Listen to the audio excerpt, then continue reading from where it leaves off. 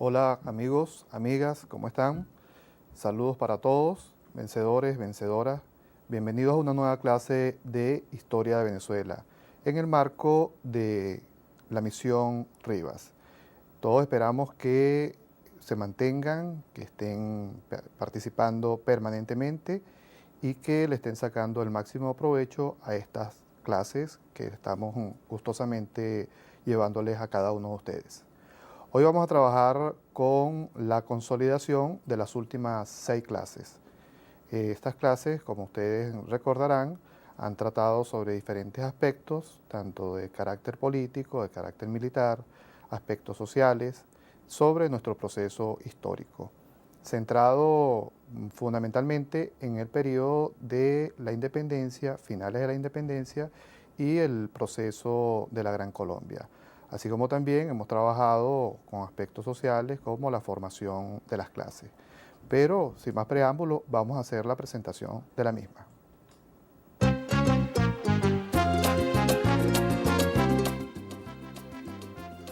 Consolidación.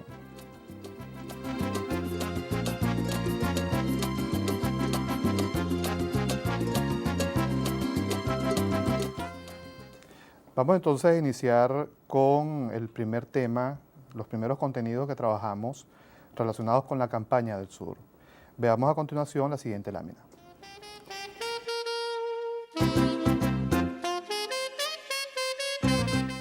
Campaña del Sur. Como ustedes recordarán, esta campaña es la que se realiza una vez que se ha logrado ya consolidar prácticamente el proceso de liberación del territorio de Venezuela y de Colombia.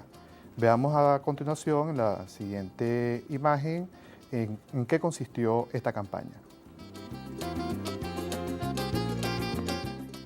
La campaña del Sur es el proceso histórico hispanoamericano que implicó una empresa político-militar dirigida por el Ejército Patriota de las Naciones Bolivarianas entre 1822 y 1825, que estuvo orientada al afianzamiento de la independencia en territorios de Ecuador y Perú, una vez que fue asegurado el dominio en Venezuela y Colombia. Ustedes recuerdan que esto no deben copiarlo porque lo hemos visto en detalle en clases anteriores. Tienen ahora las imágenes de un mapa que representa las rutas que se siguieron durante el desarrollo de la campaña del sur. Vemos una gran extensión que va desde el actual territorio de Venezuela hasta los confines del sur, a, digamos, lo que hoy se denomina Ecuador y Bolivia. Eso es el trayecto o las trayectorias recorridas por los ejércitos, los destacamentos patriotas en procura de lograr la liberación definitiva de este sector de la América hispana. Vamos a recordar que era precisamente en el territorio del Perú y en el Alto Perú donde se mantenían las fuerzas españolas todavía de una manera muy arraigada. Eso representaba una resistencia en contra de la empresa independentista del proceso de liberación de la América hispana. Veamos a continuación la siguiente lámina. Otro acontecimiento importante que debemos destacar en el marco de esta campaña y como culminación de la misma es la entrevista entre estos dos colosos del proceso liberador hispanoamericano, como lo fueron Simón Bolívar y José de San Martín, en una reunión o entrevista celebrada en la ciudad de Guayaquil, una ciudad de la costa de Ecuador. Esta entrevista fue muy significativa, como lo hemos dicho también reiteradamente, porque permitió ponerse de acuerdo estos dos dirigentes que liderizaban cada uno en sus espacios, Bolívar en el norte de la América del Sur y José de San Martín con los ejércitos patriotas al sur del continente, es decir, en Argentina, en Chile, en Uruguay. Entonces ellos realizaron este evento, esta importante entrevista que permitió coordinar acciones políticas y sobre todo acciones militares para fortalecer la unidad continental que permitiera dar finalmente al traste con la dominación hispana. Veamos la siguiente entrevista para puntualizar los objetivos de la entrevista. Solucionar la situación del puerto de Guayaquil en relación con las diferencias sobre la jurisdicción entre Colombia y el Perú. Había una especie de disputa, no había un pleno acuerdo a quién le correspondía ser incorporado el puerto de Guayaquil, si era a la reciente liberada Colombia o sería al Perú una vez consolidada la liberación. Otra de las razones o de los objetivos de la entrevista fue intercambiar ideas y propuestas acerca de la confederación entre Colombia y Perú. Recuerden, cuando hablamos de Colombia estamos hablando de la Unión Colombiana, donde estaba Venezuela, Colombia y Ecuador. Además de Panamá, como lo vimos también en una clase precedente.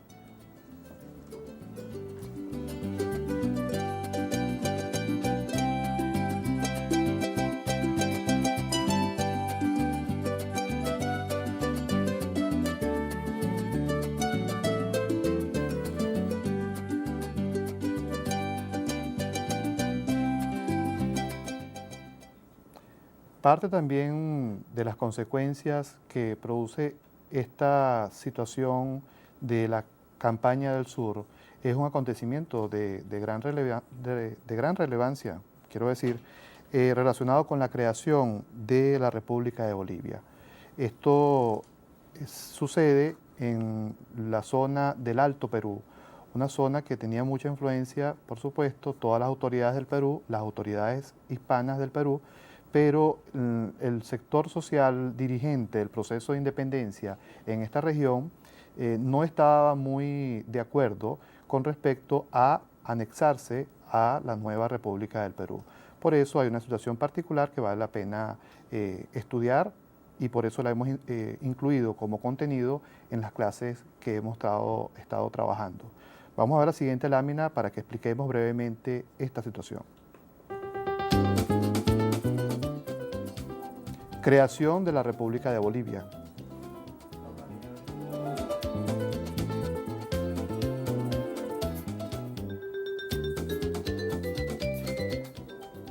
La creación de Bolivia tiene que ver con una estrategia geopolítica del Libertador, que se trata de la consolidación de los logros alcanzados en Colombia y Venezuela mediante la liberación de los territorios que todavía se encontraban bajo control realista en Perú.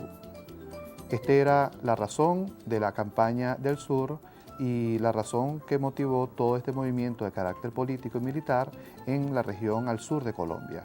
La misión que se le encomienda en consecuencia a Antonio José de Sucre, al gran mariscal de Ayacucho, fue derrotar a las fuerzas monárquicas y establecer gobiernos independientes en la región del Perú y en la región del Ecuador.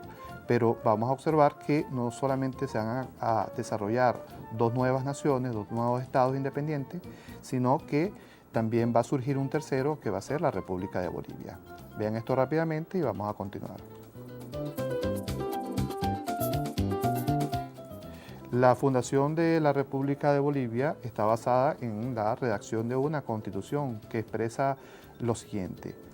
Es la concepción legislativa y el pensamiento político del Libertador que está resumido en este importante instrumento jurídico. El Libertador, como ustedes recordarán también, viene planteando sus ideas de carácter político, legislativo, acerca de la unidad hispanoamericana desde muy temprano en la participación de él como dirigente y como militar en el proceso de independencia.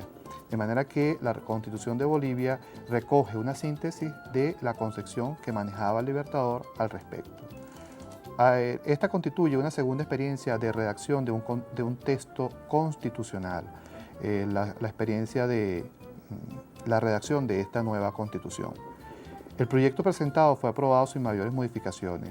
Este proyecto se le confió, como también lo hemos dicho, al Libertador, que presentara una propuesta de constitución.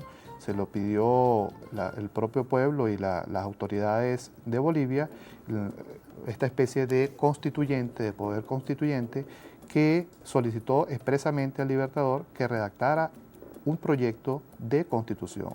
Y como dice la lámina, el proyecto fue presentado y aprobado sin mayores modificaciones.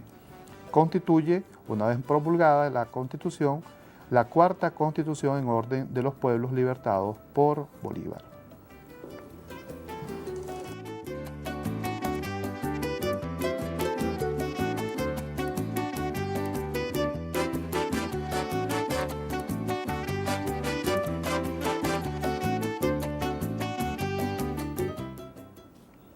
En este mismo marco, también debemos consolidar los contenidos relacionados con la Gran Colombia.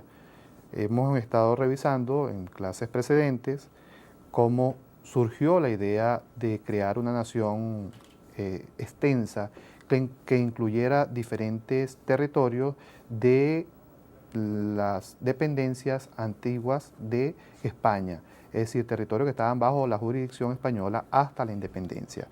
Veamos entonces la siguiente presentación para continuar con este recordatorio que estamos haciendo en esta clase.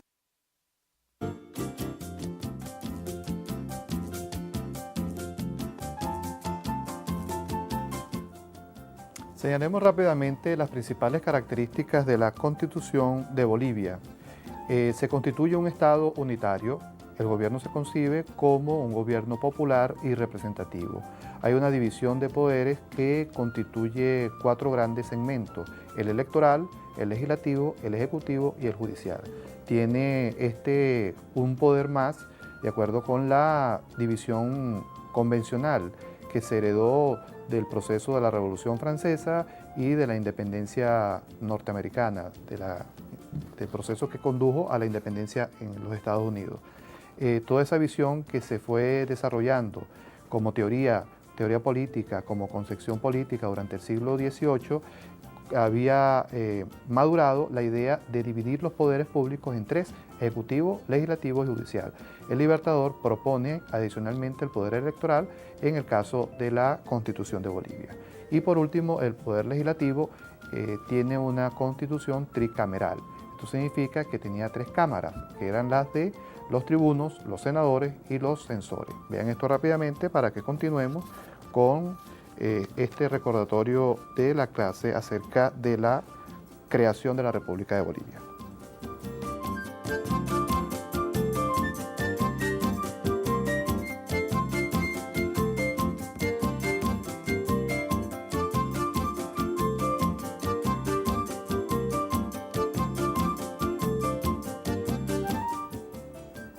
Asimismo, destacan las siguientes características de la Constitución.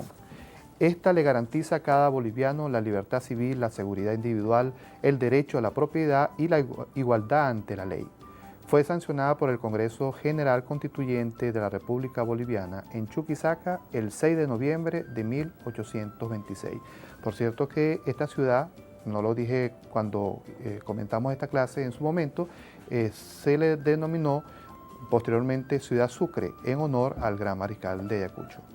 Y otra característica es que Antonio José de Sucre fue designado como presidente de Bolivia y él fue el que le puso el ejecútese a la nueva Constitución boliviana.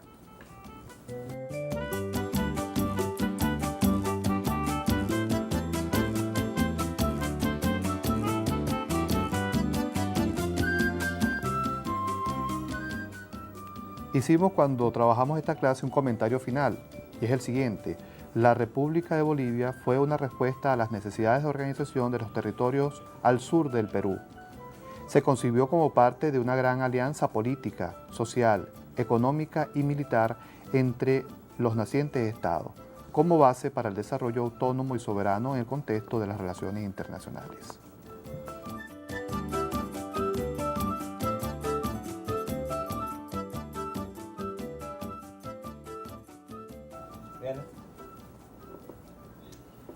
Visto esto, vamos entonces a la otra parte del trabajo, una de las clases que también desarrollamos recientemente, tiene que ver con la participación de los sectores populares en la guerra de independencia. Entonces vamos a ver a continuación la lámina y desarrollamos este punto que, como lo hemos dicho ya, es un recordatorio para consolidar los contenidos y los temas que hemos tratado durante las últimas 6 clases.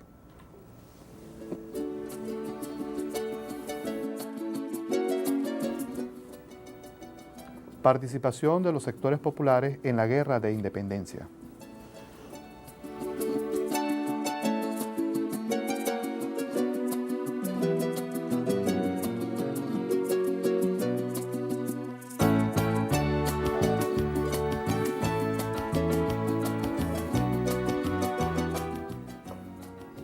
En este contexto relacionado con la participación de los sectores populares en la Guerra de Independencia, nos vimos en la necesidad de trabajar aspectos colaterales para poder tener una visión mucho más completa de este proceso. Entonces, en esta lámina que ustedes tienen en su televisor, dice lo siguiente: antes de la invasión colonial existía una situación de predominio, de igualdad social entre los habitantes de estas tierras americanas. Eso lo hemos trabajado con mucha insistencia, con bastante profundidad, tanto el profesor César como este servidor, en anteriores oportunidades. Y hemos insistido en lo siguiente: la jerarquía en la población aborigen no derivaba de rivalidades políticas ni de diferencias sociales o económicas, sino que estaba basada en la sabiduría, las cualidades de destrezas y de coraje. De manera que, por supuesto, no toda la población era exactamente igual, sino que había algunas diferencias, pero las diferencias no estaban basadas en razones de orden político, social o económica. Esto era una característica del periodo prehispano, o sea, del periodo indígena. Por eso lo señalamos, insistimos en esta idea, porque la diferenciación, la estratificación social va a ser una consecuencia de la invasión colonial. Veamos la siguiente lámina.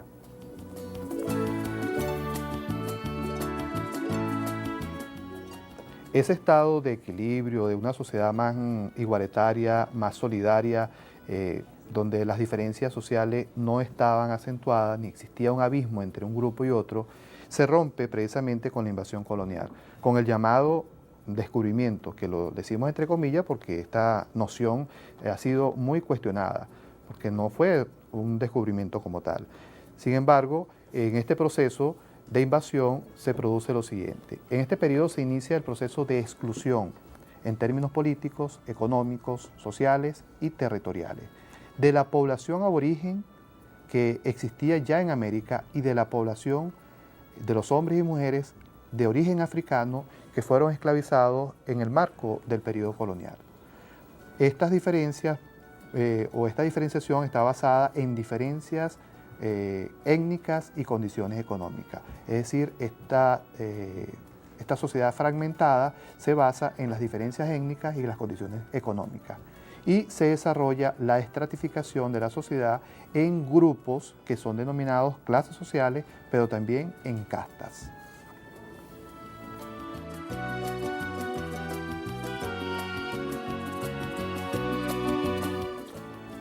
En este contexto de profunda diferenciación, de contradicciones de clase, también se desarrolla, por supuesto, un nivel de enfrentamiento que se tiende a caracterizar como lucha de clases y luchas entre castas. Cuando se presentan las condiciones para lograr la independencia de Venezuela, los sectores populares tienen sus propias aspiraciones y nosotros las hemos resumido de la siguiente manera: acabar con el sistema de explotación, abolir la esclavitud y la servidumbre, eliminar la tributación indígena y la obtención de tierras, que era una de las más caras y legítimas aspiraciones de estos grupos explotados, excluidos, que constituían la gran mayoría de la población.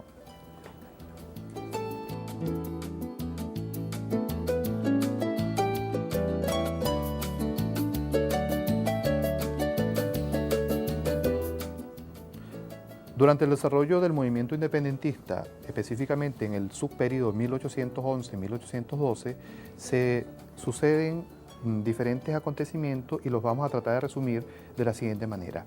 La Constitución de 1811 limita la participación popular, de manera que esto choca pues, contra las aspiraciones legítimas que durante ya 3 siglos vienen acumulando los sectores explotados, los sectores oprimidos, que son los excluidos. Se prohibió el tráfico esclavista, muy bien, pero no la esclavitud. O sea, estaba prohibido el comercio de esclavos, pero se sigue ejecutando la institución de la esclavitud. Eso no satisface, por supuesto, a los afectados directos, que eran los africanos, los negros esclavizados. Y los blancos criollos no valoraron el apoyo de los sectores populares. Esto condujo inevitablemente a un debilitamiento de las aspiraciones del movimiento independentista.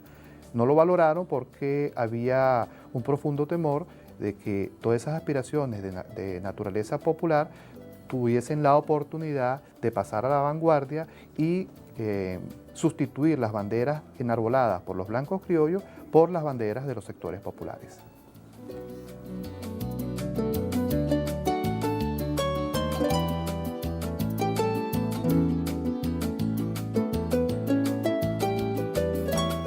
En ese proceso de independencia, ¿cuáles fueron las respuestas de los sectores populares? Pues la siguiente: no apoyaron la independencia debido a dos razones fundamentales.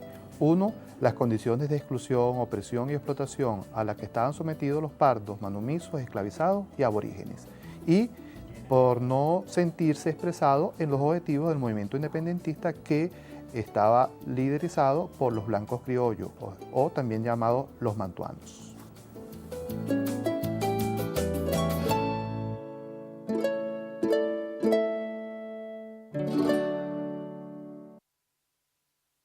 Bien, amigos, estamos entonces haciendo un poco casi a la carrera todo este recorrido y esta consolidación, porque realmente los contenidos fueron muy amplios y vamos a aprovechar al máximo pues el tiempo disponible para hacer este trabajo. Veamos a continuación la siguiente lámina para trabajar en relación con la Gran Colombia.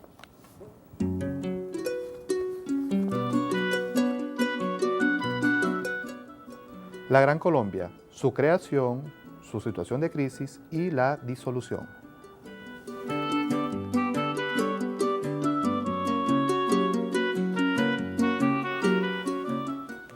La Gran Colombia fue, como lo hemos explicado también con amplitud, una experiencia de unión de diferentes territorios, dado ya el triunfo de las fuerzas patriotas. Veamos cuál era la jurisdicción. La jurisdicción de este territorio estaba comprendido por las antiguas colonias hispanas del Virreinato de Santa Fe, la Capitanía General de Venezuela y la Audiencia de Quito. Ellas constituyeron, cuando se formaliza la Gran Colombia, los departamentos de de Cundinamarca, de Venezuela y de Quito, respectivamente.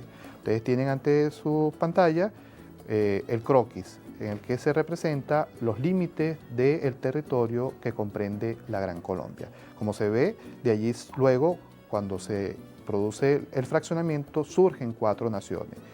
3 inicialmente y una cuarta, que es la República de Panamá, a finales del siglo XIX.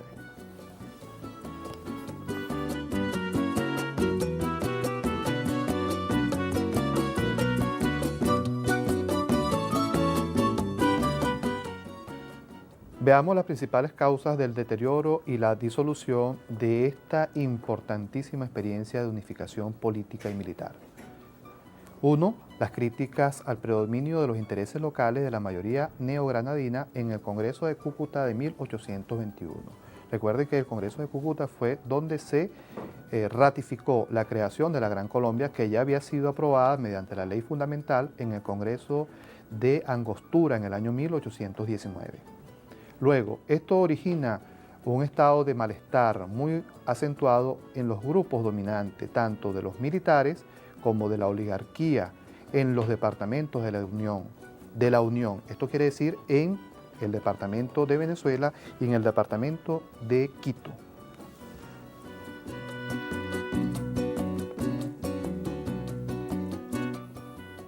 Hay un cuestionamiento generalizado también entre los habitantes, entre los dirigentes, entre los militares, entre la gente del pueblo y los sectores populares hacia la administración del gobierno central, del Ejecutivo Central, que tenía su asiento en la ciudad de Bogotá, que era la capital de la Gran Colombia.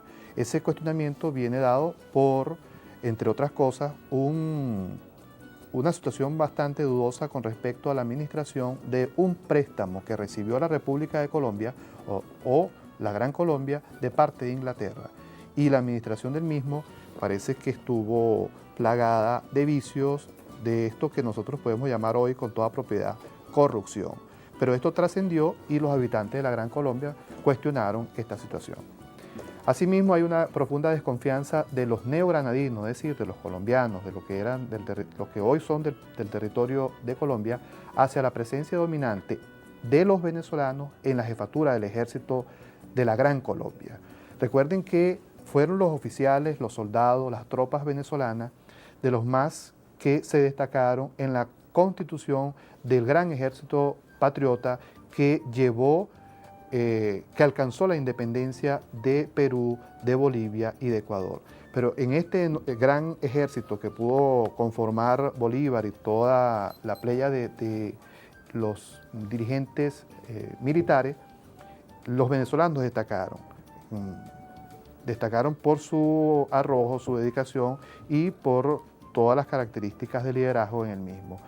En consecuencia, durante el desarrollo de la Gran Colombia, durante su breve historia, ellos siguieron ocupando importantes puestos de dirección, de comando en este ejército. Esto generó, por supuesto, el celo y poco los resquemores de parte de militares provenientes fundamentalmente de la Nueva Granada.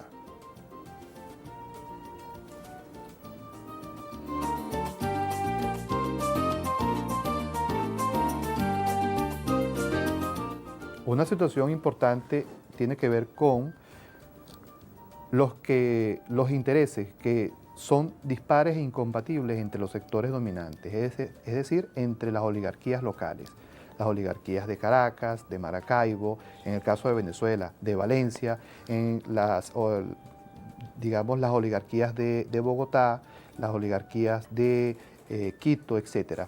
O sea, en cada una de estas ciudades, que eran las que representaban la mayor concentración de personas, de ciudadanos de la Gran Colombia, y donde estaba concentrada la oligarquía territorial y la clase dirigente militar, había muchas diferencias de criterios, de opiniones y de visiones acerca de cómo desarrollar todo el proceso de la Unión Colombiana.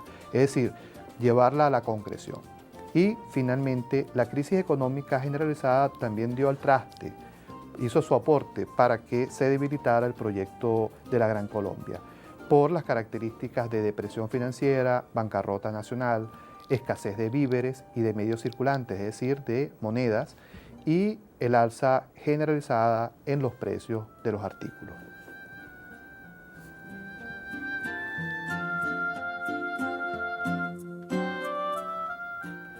En este estado de cosas, en este contexto, se forman dos grandes bandos, que pudiésemos llamar partidos políticos si utilizamos una expresión moderna, una expresión de la ciencia política moderna o de la historiografía moderna, aunque no estaban constituidos como verdaderos partidos en el sentido que lo utilizamos hoy. Sin embargo, había un bando que seguía al Libertador, que lo reconocía como su líder, que reconocía su autoridad y que estaban de acuerdo con sus ideas, pero también había un importante segmento, tanto en Colombia, Venezuela, como en Ecuador, que no compartía los planteamientos de Bolívar y por tanto tenían planteamientos distintos. Este segmento o este sector tampoco estaba unificado a lo interno, pero en todo caso tenían en común ser opuestos al liderazgo y a la autoridad del Libertador y a sus ideas de carácter político y legislativo. Finalmente, en la ciudad de Caracas y en la ciudad de Quito, donde se concentraban las oligarquías y la clase dirigente del estamento militar, no hay un reconocimiento hacia la autoridad ejecutiva en Colombia porque no se sienten representados en ese gobierno. Es decir, el gobierno de Bogotá estaba compuesto fundamentalmente por neogranadinos y la presencia de ecuatorianos y de venezolanos era menor.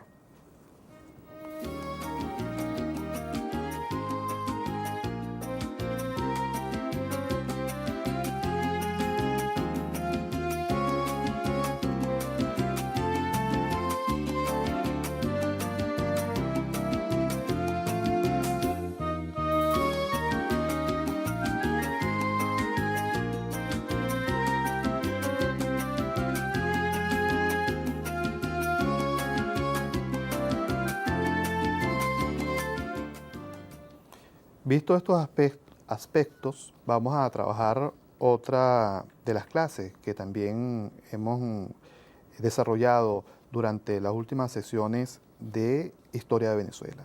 Se trata de la clase sobre propiedad territorial.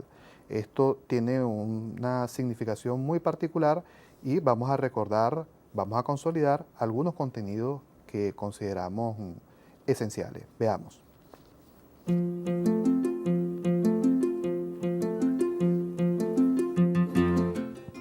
La propiedad territorial.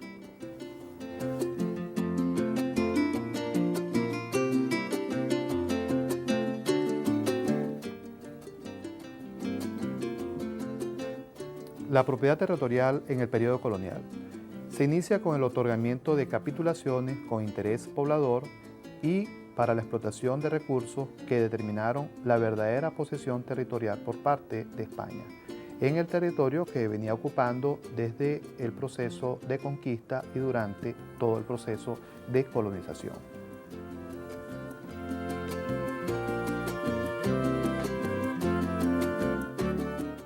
Esas formas que se fueron estableciendo de distribución y de concentración de la tierra en muy poco va a generar un fenómeno social y económico que se conoce como el latifundio. ¿En qué consiste?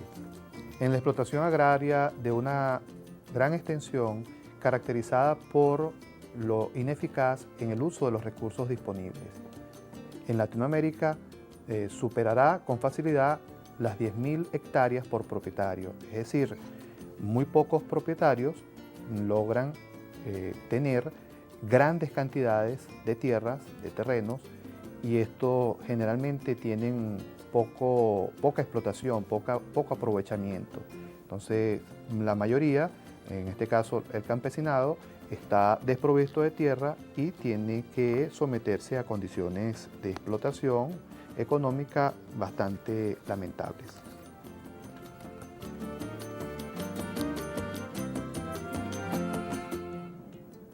El latifundismo tiene también una serie de características de naturaleza muy negativa, que son las siguientes: bajo nivel de rendimientos, subutilización de la tierra, baja capitalización, bajo nivel tecnológico, explotación de la mano de obra y bajo nivel de vida de los trabajadores.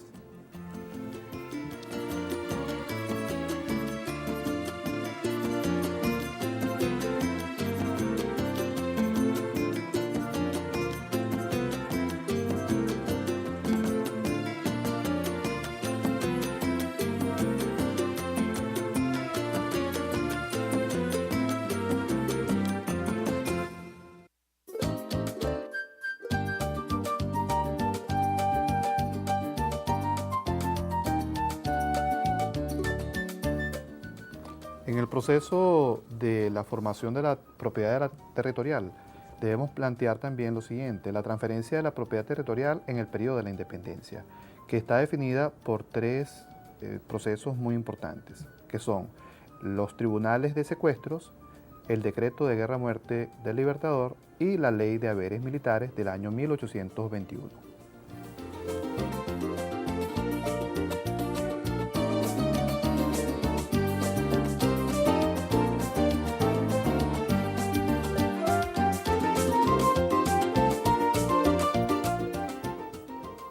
Esto que ha derivado entonces en una situación anómala en relación con la propiedad territorial, ha conducido a situaciones realmente difíciles y dramáticas para la población venezolana y sobre todo para las grandes mayorías y particularmente para el hombre y la mujer del campo, para los campesinos. Veamos algunos de estos datos que están relacionados con el tema del latifundismo. Para 1920, el 85% de la tierra estaba controlada por solo el 6% de los propietarios. En el año 1937, 3.338 grandes hacendados monopolizan el 89% de la propiedad territorial agraria del país.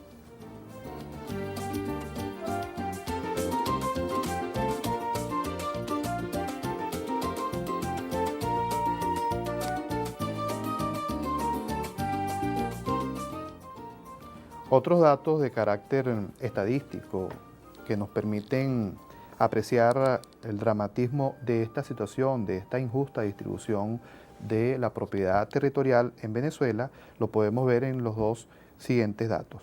En 1950, el 66% de la población productora del campo apenas tenía dominio sobre el 3% de la tierra.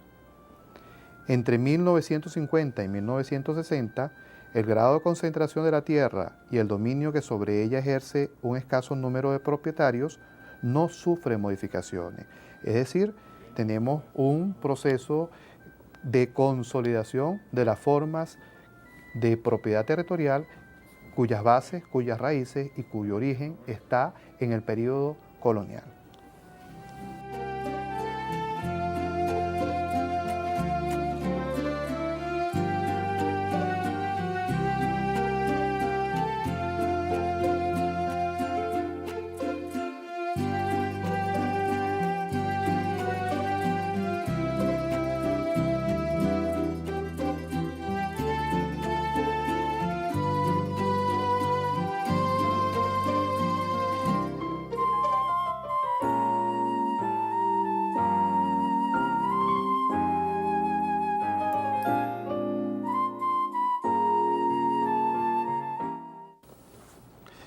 Amigos, vencedores, vencedoras, hemos hecho un recorrido entonces panorámico por los contenidos y los temas tratados en las clases anteriores, las últimas 6 clases.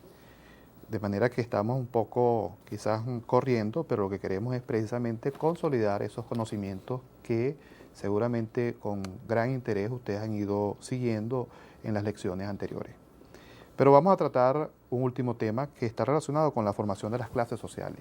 Esto es particularmente importante para una visión histórica completa, que es lo que nos proponemos en estas clases de historia de Venezuela. Veamos la siguiente lámina.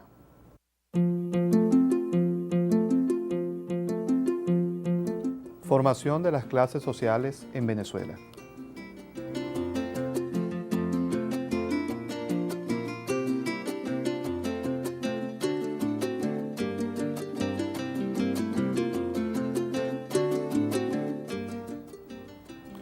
Este agrupamiento característico de las sociedades capitalistas, que son las clases sociales, tienen la siguiente característica en el proceso venezolano. Se forman sobre la base de la propiedad territorial, la producción agrícola y su comercialización, además de la explotación del hombre.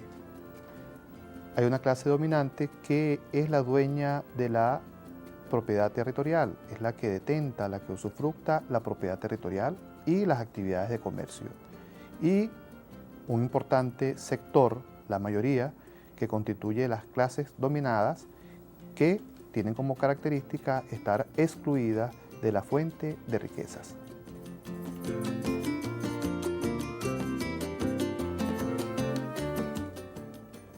¿Cuáles son los factores que condicionan las diferencias de clase en el periodo colonial?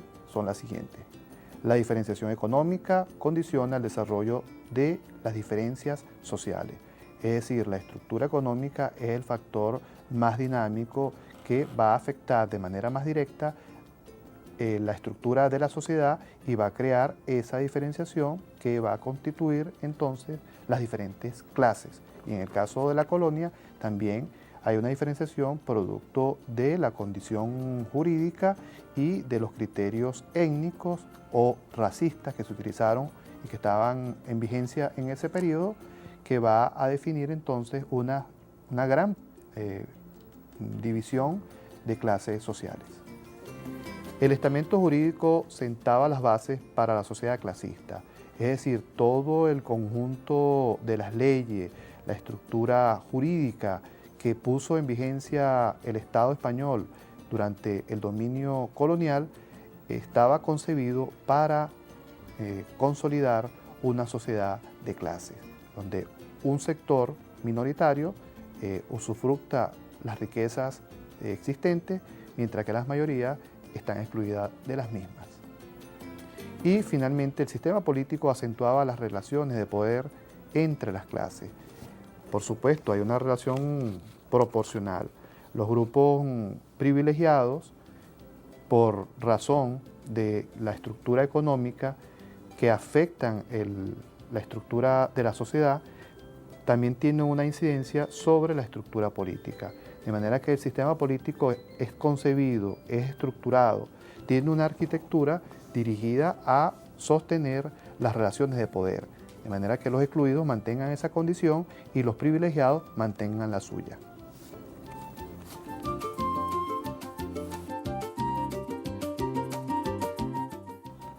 Pero también tratamos lo que se refiere a la estructura de las clases sociales en Venezuela a finales del siglo XIX. En este periodo se acentúan las diferencias de clases. No se eliminan con el proceso de independencia, que era una aspiración de algunos sectores populares. Más bien se acentúan. Solo el 1% de la población útil y de trabajo concentraba en sus manos la riqueza territorial agraria.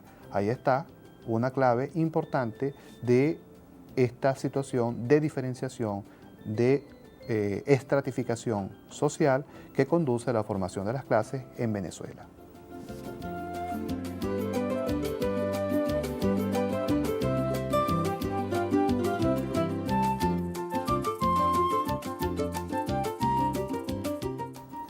Las clases sociales en la Venezuela contemporánea.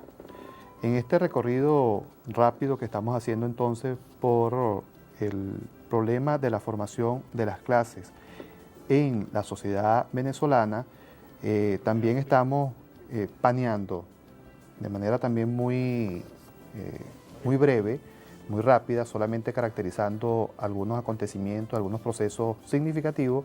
Debemos destacar lo que se refiere a las clases en la Venezuela que nos ha tocado a nosotros vivir, la Venezuela contemporánea, la Venezuela del siglo XX y la Venezuela del siglo XXI, siglo que estamos comenzando. Aquí destacamos 4 grupos que conforman estas clases, ¿verdad? Estos segmentos de la sociedad que mantienen una estructura de la sociedad también fragmentada. ¿Cuáles son estos grupos? El sector de los latifundistas, el sector campesino, el sector de la burguesía nacional y la oligarquía financiera y la clase obrera o clase trabajadora. Esta estructura no es producto del azar, como ya se explicó en su oportunidad, sino que es la síntesis o la consecuencia de las características que ha tenido el proceso económico y social en Venezuela durante los últimos 5 siglos, es decir, desde el arribo de la sociedad europea, del hombre europeo a través de España, allá a finales del siglo XV. De manera que esto es la síntesis del proceso social en Venezuela.